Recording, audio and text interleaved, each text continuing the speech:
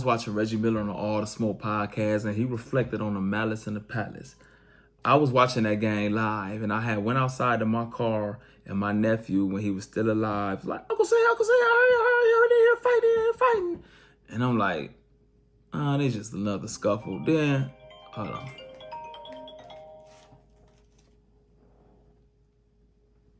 I'm calling him back. Y'all more important. But yeah, and I seen that, and it was just like, wow. I thought careers was over with. And my take on that,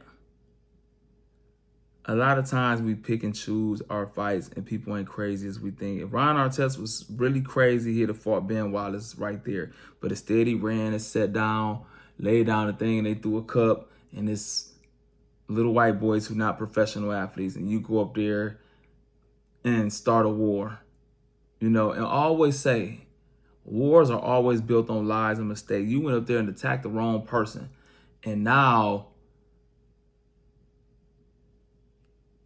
you got your players involved over stupidity, bro, and you ruined Jermaine O'Neal's career. Like, Jermaine O'Neal is a first ballot Hall of Famer. People might forget that, but I think that diminished him and diminished Tinsley. Steven Jackson's making a living off of it because he loved to talk about it. It helped his career, his second career. He made documentaries and everything of it.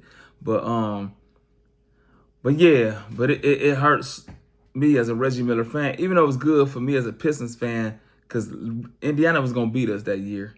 They was gonna beat us. But yeah, like me being a Reggie Miller fan, I think that was their year to win a championship. Even when we beat them the year before that, that was Indiana's chance to win a championship. And if they had to beat the Pistons, they sure would have beat the Lakers, the Shaq and Kobe and Karl Malone team in the finals.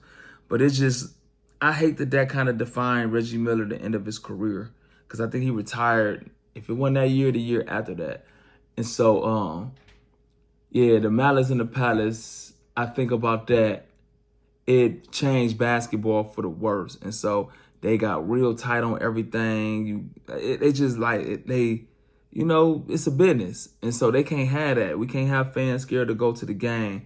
But I think they over-policed the game and made the game a lot less competitive.